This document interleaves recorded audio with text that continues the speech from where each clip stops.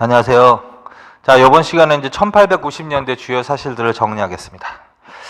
자, 1890년대 주요 사실들은 먼저 이제 동학에 대해서 나왔는데 크게 먼저 개관을 해보면 1892년부터 1893년까지 동학교도들이 전개한 운동이 있어. 그걸 교조 신원운동이라고 하는 거야. 교조 신원운동. 교조 신원운동. 요거 하나 정리하시는 거고, 동학과 관련이 있다. 교조 신원운동. 그래서 386쪽에 동학에 대해서 먼저 이제 설명을 해놓은 거지. 이거는 종교적인 운동이고, 교조는 최재우를 말하는 거야. 일단 들으세요. 교조 최재우가 억울하게 죽었다라는 거야. 그래서 교조 최재우의 억울한 누명을 벗겨주십시오라는 종교적인 운동이야. 이거는 밀란의 성격을 띈 게 아니라 종교적 성격의 운동. 그러다 이제 1894년에 중요한 사건이 이제 더 터지기 시작하는 건데, 첫째 동학 농민 운동이 일어나. 농민운동.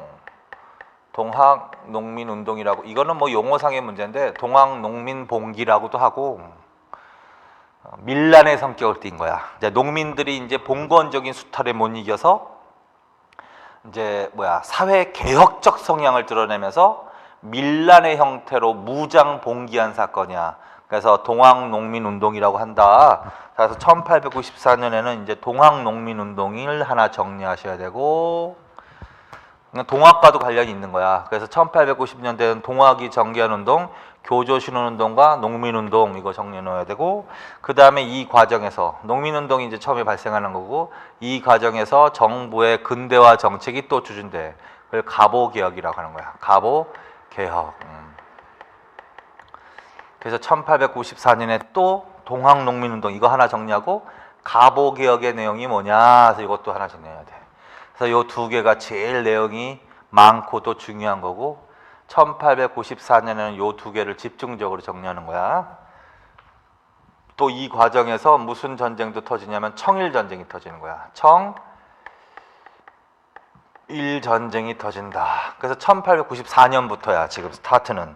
1894년부터 동학농민운동 하나, 가보개혁, 그 다음에 청일전쟁이 발생한다. 이렇게.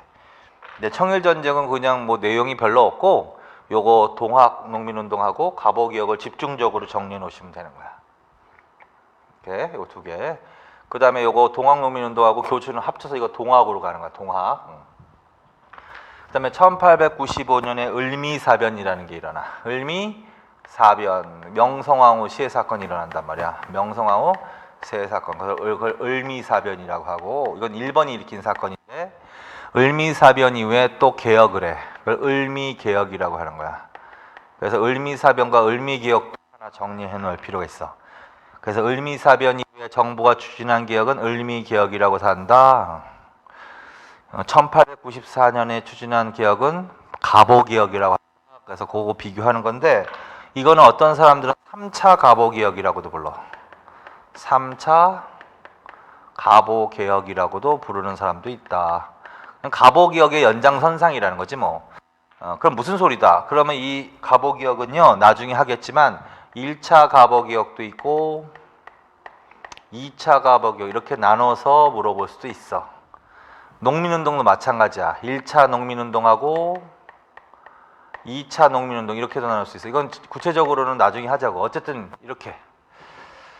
자, 그래서 이제 을미개혁을 하나 정리해 놔야 되고, 그 다음에 이제 을미개혁 이후에 1896년에 무슨 아관파천이라는 거죠. 아관파천이 단행된다. 아관파천은 고종이 러시아 공사관으로 피신한 사건이야. 그래서 이걸 아관파천이라고 하고, 이 아관파천 이후에 우리나라 최초의 근대 민간 신문이 창간이 돼. 그걸 독립신문이라고 하는 거야. 그래서 독립신문 창간이야. 그래서 독립신문 하나, 이거 나중에 또 하겠지만, 그 다음에 이제 독립신문을 기관지로 삼았던 단체도 이기도 하고, 이때 이제 중요한 단체가 하나가 조직되는데, 독립협회라는 단체야. 독립협회. 그래서 1896년에 아관파천이 단행되었다. 그 다음에 독립신문이 창간된다. 그 다음에 독립협회가 조직된다. 그래서 독립협회를 하나를 단독으로 물어본다고.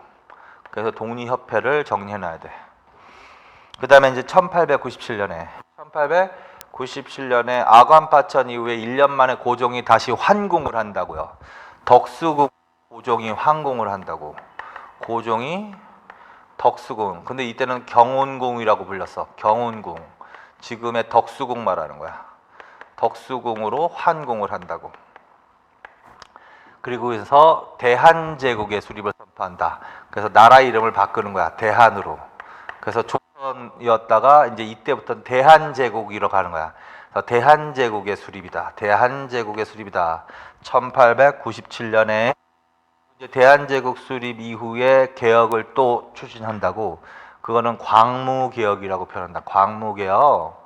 그래서 1897년 대한제국 수립과 광무개혁의 내용을 또 물어봐. 광무개혁. 그래서 이게 이제 큰 이제 1890년대 정리해야 될 주요 흐름과 사건이야.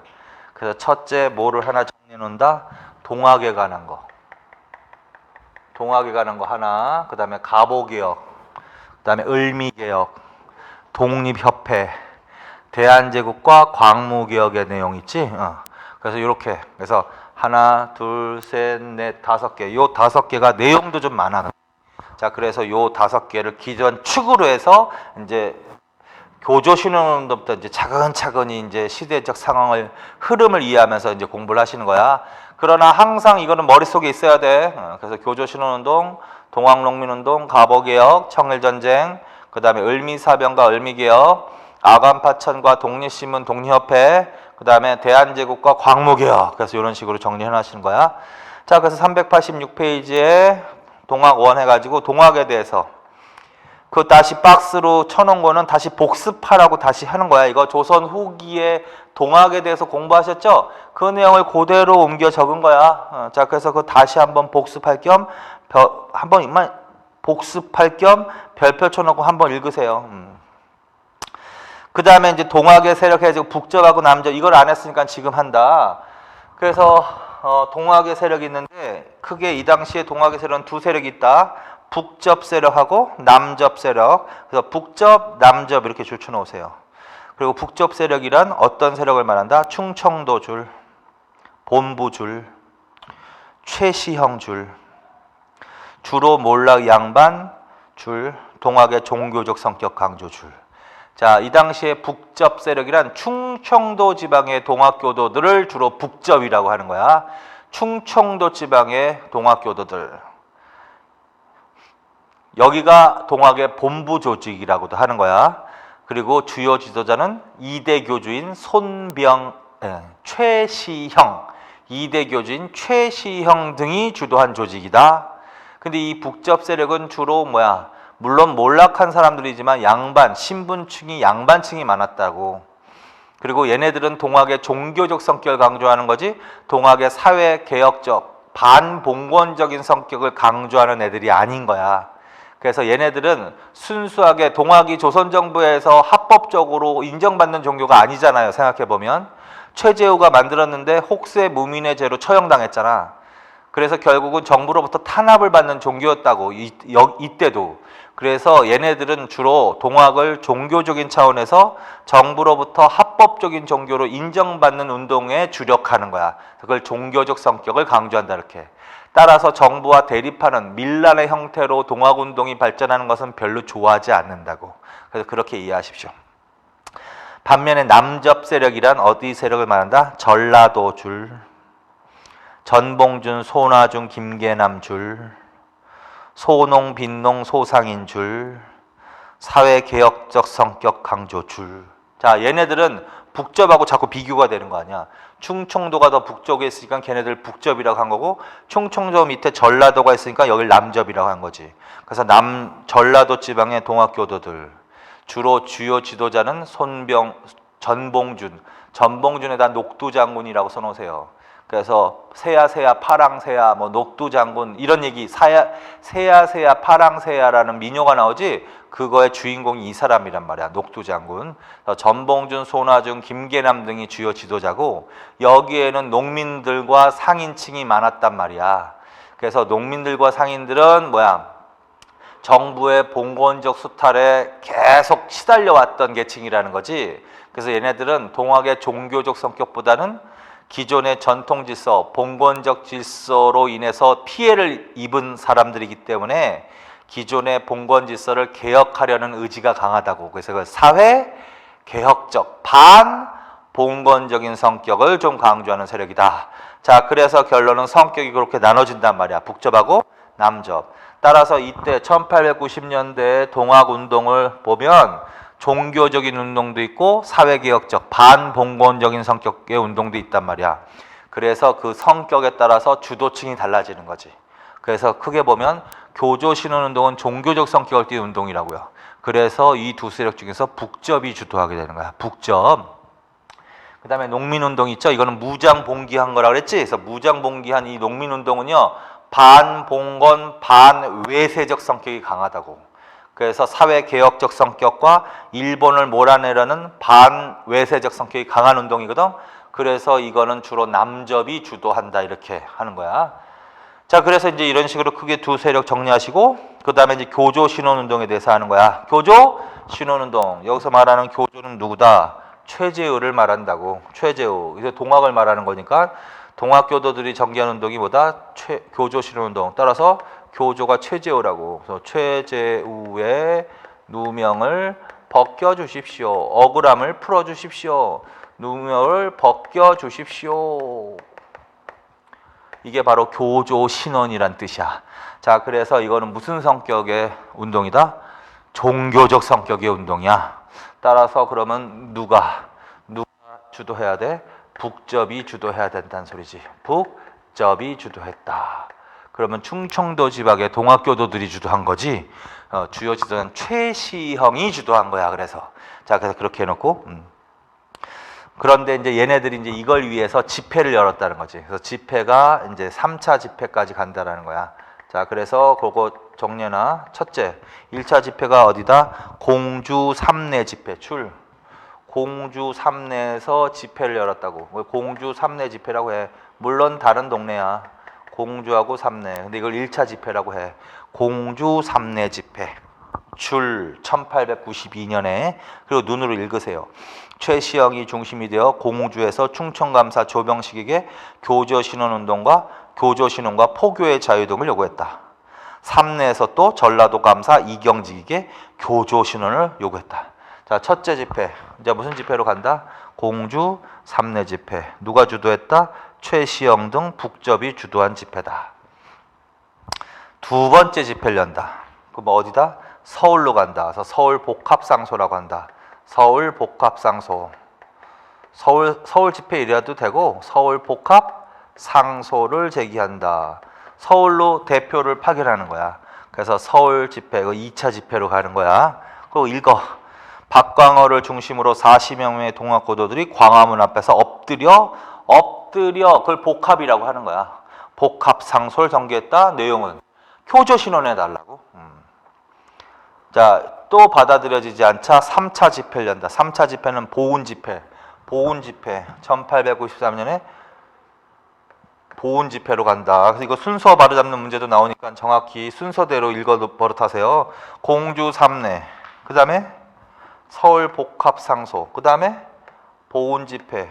공주 삼내 이래도 되고 공주 삼내 이렇게 가도 되고 공주 삼내, 그 다음에 서울, 그 다음에 보훈집회. 읽어. 그런데 이 보훈집회에서는 교조신원뿐만 아니라 척외 양창이 줄쳐놓으세요.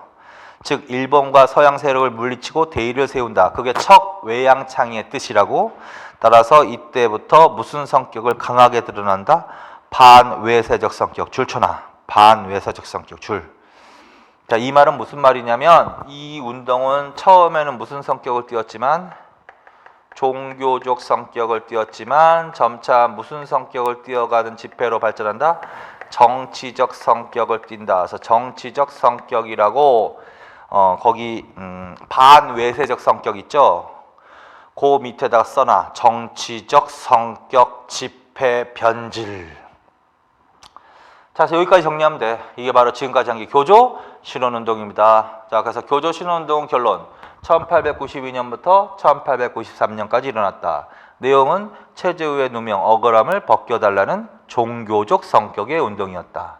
따라서 최시형 등 북접 세력이 주도한 운동이다. 집회는 1차 집회, 공주 삼례, 2차 집회, 서울복합상소, 3차 집회, 보훈 집회. 그런데 이 운동은 맨 처음에는 종교적 성격의 운동에서 시작되었으나 점차 정치적 성격의 집회로 변질되게 됐다. 특히 몇 차 집회에서? 3차 집회에서. 그 정치적 구호가 뭐야? 척외양창이, 척외양창이 동그라미. 그래서 여기까지 딱 정리하시면 돼.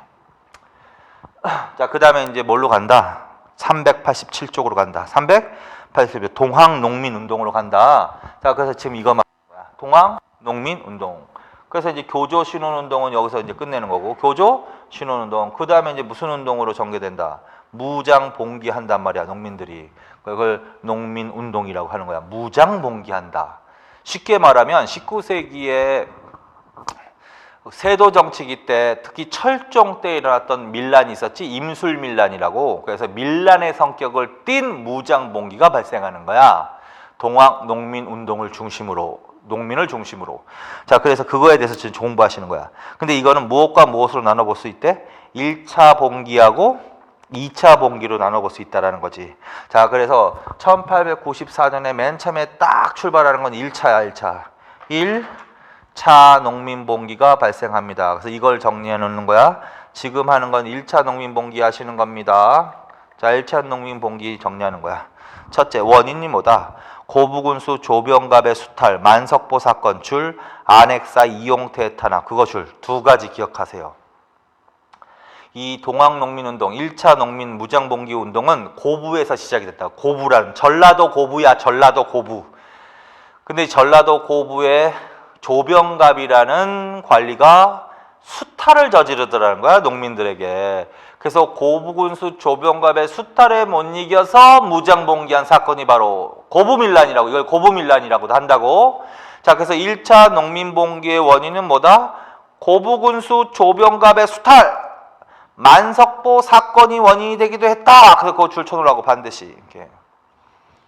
그래서 그리고 이제 그걸 딱 기억하고서 이제 제가 설명을 드린 걸 하세요.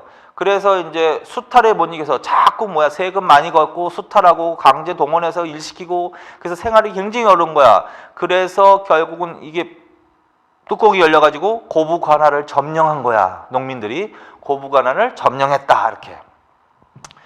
그리고서 이제 조병갑을 죽이겠다고 돌아다녔겠지. 근데 조병갑은 도망가 버렸어. 그래서 고부 관청을 점령했다. 그리고 이 조병갑이 그동안 치부했던 창고에서 쌀을 꺼내갖고 막 농민들에게 막 나눠주고 뭐 이런 일을 하는 거야.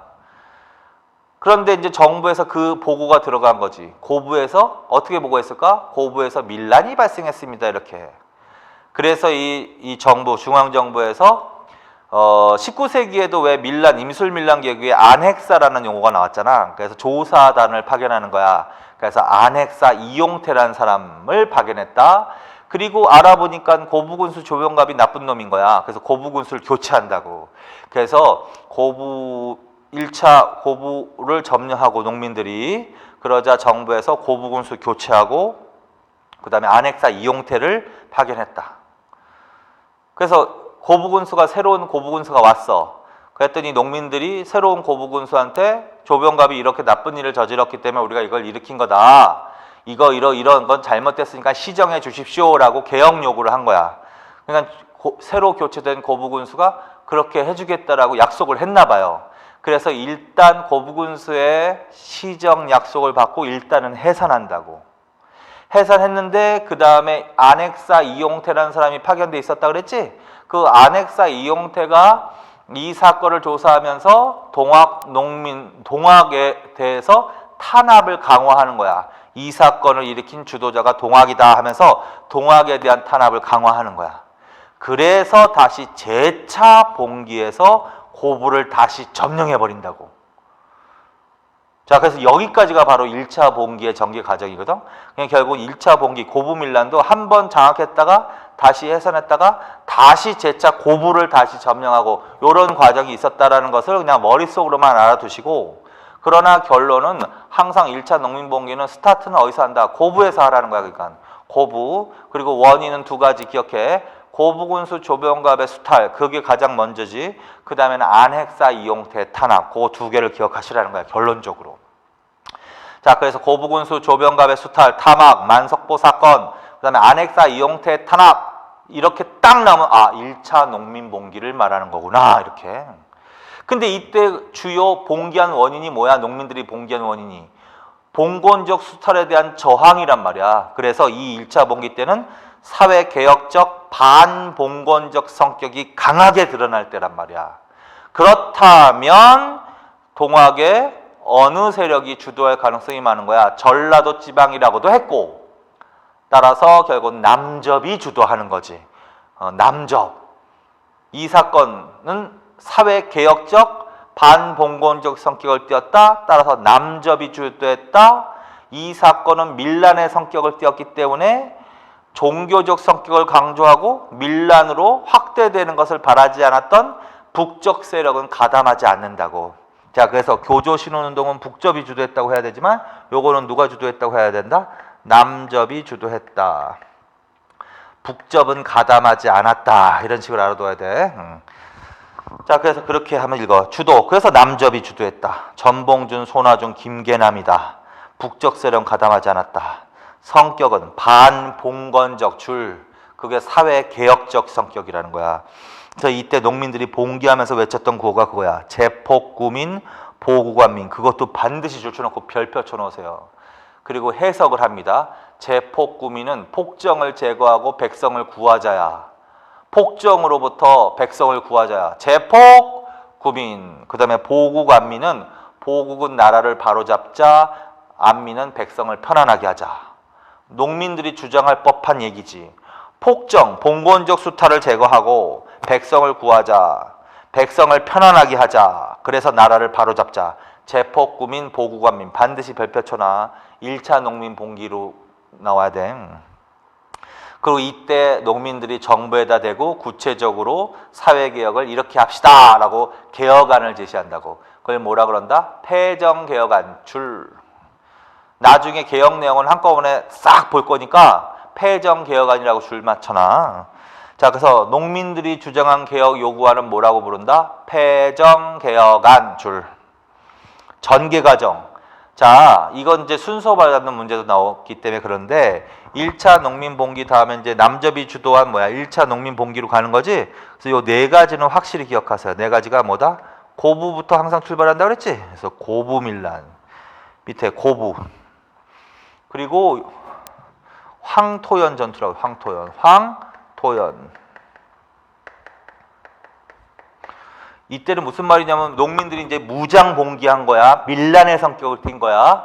그래서 이 고부 봉기를 시작으로 해서 농민들이 집결해서 새가 막 불어난 거고, 그리고 밀란이 일어났으니까 정부에서는 이 농민운동을 탄압하려고 군대를 파견한다고. 그래서 1차 농민운동 때 정부군과 농민군이 전투를 벌이는 일이 나온단 말이야. 그래서 이 전투를 벌였는데 최초가 황토연 전투라는 거야. 근데 여기서는 누구를 격파했다? 전라 가명군 격파. 1차 농민봉기 때는 농민들이 계속 승승장구하는 시기라고. 이 시기는 정부군은 힘이 약했기 때문에. 그래서 황토연, 전라 가명군 격파 줄. 그 다음에 또 어디서 한판 붙는데? 장성 황룡천 전투라고 한다. 장성 황룡천 전투라고 한다. 장성 황룡천 전투. 그거 줄. 여기서는 누구를 격파한다? 홍계훈이 이끌었던 경군을 격파한다. 전라도 지방군, 가명군을 격파했다. 그러면 지방군으로선 도저히 막을 수가 없는 거야. 그래서 이 시대에는 그나마 이 시대에서 조선의 가장 최정예군, 중앙군을 말하는 거야. 경군. 홍계훈이 이끌었던 경군과 한판 붙었는데 또 농민이 승리한 거야. 그래서 홍계훈의 경군 격파. 장성 황룡천 전투. 그리고서 어디로 들어간다? 전주로 들어간다. 전주 입성. 이렇게. 그래서 이 당시에 이것만 나오는 게 아니야. 전라도 지방을 휩쓸고 돌아다닌다고. 이게 수많은 도시가 나와. 정읍, 고창, 무장, 백산, 아주 엄청난 도시가 많이 나오는데 그런가 보다 하시고요. 네 가지는 정말 잘 나오니까 네 가지만 순서대로 외워놔. 고부밀란, 그 다음에 뭐야, 황토연 전투, 장성 황룡천 전투, 그 다음에 전주까지야. 그래서 전주. 그리고 이제 전주를 점령한 다음에 정부가 이제 더 이상 진압을 못하는 거야. 그래서 동학교도들의 요구사항을 들어준다고. 그래서 화해를 해. 그걸 전주 화약이라고 한다. 전주 화약. 그래서 여기까지. 자, 그래서 1차 농민봉기의 전개 과정은 어떻게 된다? 전개 과정이 고부빌란, 황토연 전투, 장성 황룡천 전투, 전주 화약. 그래서 이거는 항상 세트로 같이 다녀야 돼. 자, 요거는 뭘 물어보는 거야? 1차 농민운동을 물어보는 거야. 1차 농민운동을 물어보는 거야. 자, 그래서 요거 전개 과정은 이렇게 외우셔야 되고, 이 시기에 농민들의 활동 내용 하면은 뭐 1차 농민봉기를 대라는 거지. 원인, 고부군수 조병갑의 수탈, 만석보 사건, 안핵사 이용태 탄압. 주도, 남접, 손병, 전봉준, 손아중, 김계남 등 남접 세력이 주도. 성격, 사회개혁적, 반봉건적 성격을 강하게 띄었다. 개혁안, 패정개혁안을 제시했다. 구호를 뭐라고 외쳤지? 폭정을 제거하고 백성을 구하자, 나라를 바로잡자, 백성을 편안하게 하자. 보국, 아민. 그래서 그걸 물어보는 거라는 거지. 자, 그래서 거기까지. 그래서 이제 전주에서 화해를 했잖아. 화해를 했다고. 그러니까 정부가 농민들의 요구를 들어주겠다고 했다고요. 그래서 여기서 일단 1차 봉기는 끝나는 거야. 그리고 해산을 한다고. 전주 화약 이후에 해산이야, 해산. 일단 해산이야. 들어주겠다고 했으니까. 그래서 해산한 이후에 농민들이 다시 전라도 지방으로 돌아간다. 전라도. 그래서 1차하고 2차 봉기 사이에 화살표를 위로 쫙 위로 거놨지? 점 거놨지? 집강소 줄 별표. 그래서 전주 화약 이후에 농민들이 해산한 다음에 농민들에 의해서 뭐가 설치되는 시기다? 집강소가 설치되는 시기다. 집강소. 그거 반드시 줄쳐놔. 잘 나오는 거니까. 집강소 설치는 뭐 이후? 전주 화약 이후. 1차 농민 봉기 끝나고 그 다음에. 그리고 집강소에 대해서 줄쳐놓으세요. 전라도 53개군 줄. 본부인 대도소는 전주 줄. 농민이 장악한 민정기구 줄. 집강, 서기, 성찰, 집사, 동문 등 그 줄쳐놔. 자, 그래서 이 집강소라는 것은 어디에 지어야 돼? 전라도, 삼남지방 이러면 안 돼. 전라도 지방에만. 그래서 전라도 53개 군에 본부는 대도소라고 했다. 어디? 전주. 그리고 이거는 농민들이 설치한 기구야. 정부가 설치한 기구가 아니라. 그래서 민정기구라고 하는 거지. 민정기구. 그래서 전주 화약 이후에 사실상 전라도 지역은 농민들이 통치하는 시기가 온 거야. 그래서 농민들이 자신들이 정부에 요구했던 패정개혁안 있지, 개혁 요구, 그걸 스스로 실천에 옮기던 기구라는 거야. 그래서 전주 화약 이후 전라도 지방의 상황은 어떻다? 집강소가 설치되고 집강소를 통해서 그 지역이 통치되고 있었던 시기라는 거야. 자, 그래서 그 집강소 반드시 기억하시고요. 그래서 이제 집강소를 설치하고 이제 패정개혁안을 실천에 옮기는 과정에서 어쨌든 해산한 다음에 집강 설치하고 활동하다가 다시 재차 봉기하더라는 거지. 그래서 재차 봉기가 바로 몇 차 봉기를 말한다? 2차 봉기를 말하는 거야. 2차 봉기. 그래서 2차 봉기를 지금 하는 거야. 자, 2차 봉기는 뭐 설치 시기다? 집강소. 전주 화약 이후 해산된 다음에 집강소를 설치하고 그 시기에 다시 재차 봉기를 한 거야. 자, 재차 봉기는 자, 원인이 뭐다? 일본 군대 경복궁 점령, 내정개혁 강요. 그거 줄쳐놔. 뭔지는 모르지만 이따 이제 이게 갑오개혁과 관련이 있다고요. 그러나 어쨌든 이거 자체로 줄쳐놔. 그러면 2차 봉기 전에 무슨 일이 있었던 거야? 일본 군대가 들어왔다라는 거야, 결국은. 그리고 경복궁을 점령해 버린다고, 일본 군대가. 그래서 일본 군대가 경복궁을 점령하고 내정 개혁을 조선에 강요하더라. 영향력을 확대시켜 나가더라는 거야. 자, 그래서 동학농민운동을 계기로, 듣기만 하세요, 일단. 동학농민운동을 계기로 일본이 조선에 대해서 영향력을 확대하더라는 거지. 그래서 해산에 있던 농민들이 누구를 몰아내야 되겠다, 일본을 몰아내야 되겠다라고 생각해서 일어난 게 바로 2차 농민봉기라는 거야. 자, 그래서 1차 농민봉기는 봉건적인 수탈에 대한 저항, 사회개혁적, 반봉건적 성격이 강한 때라면 이때는 반외세적 성격이 강하게 되었다는 거야. 반외세. 그 중에서 특히 어느 나라? 반일이지. 항일운동이지. 일본을 몰아내려는 운동의 성격을 띈 거야. 자, 그래서 반외세, 반일 운동의 성격이 강했다 하면 특히 몇 차다? 2차 봉기라는 거야. 이때는 누구에 대한 저항운동이야? 일본을 몰아내는 운동이지 정부에 대한 저항운동이 아니지, 1차 때처럼. 그래서 이때는 누구도 합세한다? 북접도 가세한다. 그래서 남접 플러스 북접 줄. 그래서 교조신혼운동은 북접이 주도한 거고, 요거는 남접이 주도한 거고, 2차 봉기는 남접 플러스 북접이 가담을 한 거고, 이때는 북접이 참여하지 않습니다. 성격, 일본을 축출하는 반외세, 일본 축출 반외세 줄. 전개, 다시 어디에서 재직결한대? 논산 재직결 줄. 공주 우금치 전투 줄. 여긴 별로 없어. 자, 그래서 다시 어디에서 재직결한대? 논산에서 재직결했대잖아. 그래서 이제 일본을 몰아내기 위해서 무장봉기 제치한 거지. 그런데 어디에서 결정적으로 패하냐면 공주 전투에서 패한단 말이야. 공주 우금치 전투라고 한다. 공주 우금치 전투. 자, 그래서 이렇게. 그래서 2차 농민운동의 봉기 과정은 논산 재직결, 공주 우금치 전투에서 농민들이 패하는 거야, 결정적으로. 그러면 1차 농민봉기는 농민들이 이겼다 그랬지. 근데 이때는 별 변변하게 싸우지도 못하고 결정적으로 우금치 전투에서 패한단 말이야. 그 이유는 뭘까요? 이때는 조선 정부군, 조선 관군이 단독으로 농민운동을 진압했단 말이야. 근데 조선의 관군은 그렇게 국방력이, 군사력이 센 군대가 아니거든요. 근데 이때는 관군과 일본군이 연합해서 진압을 한다고. 근데 이때는 일본은 우리보다 더 근대화된 나라고 군사력이 아주 센 나라라고. 그래서 이때는 관군과 일본군이 연합해서 농민들을 진압함에 따라서 공주 우금치 전투에서 결정적으로 패하게 되는 거지. 그래서 사실상 2차 봉기는 여기서 끝나게 된다는 거야. 그래서 논산 재직결, 그다음에 공주 우금치 전투. 그렇게. 그 다음에 거기 관군과 일본군의 진압으로 농민운동 실패했다. 그런 얘기 나오잖아. 그래서 그리고 이 과정에서 일부 양반 유생들이 민보군을 조직해서, 그거 좋잖아. 민보군, 일본군 관과 연합해서 농민군을 탄압했다. 동학농민운동 때. 그러니까 농민운동이 일어날 때 얘네들이 적으로 돌린 애들이 일본만 적으로 돌린 게 아니라 봉건적 수탈을 일삼았던 탄관어리들, 그 다음에 양반들, 유생들을 다 반대하는 운동을 했거든.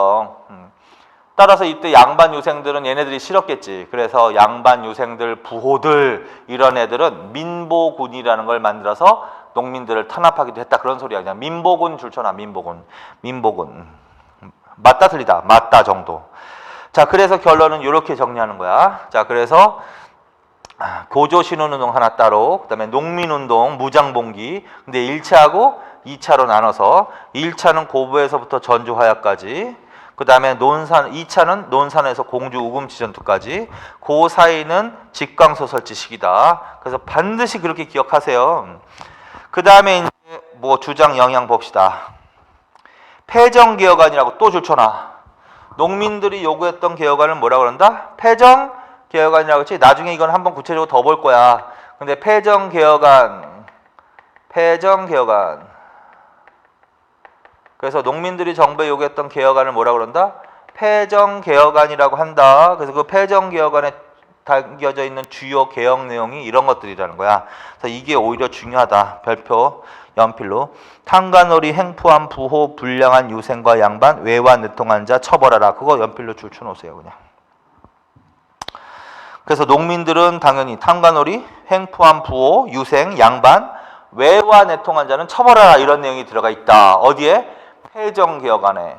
누가 얘기했을 법한 단어야? 농민들이 얘기했을 법한 단어지. 그러니까 폐정개혁안 동학으로 가야 되는 거야. 그 다음에 신분제 폐지라고. 신분제 폐지 줄.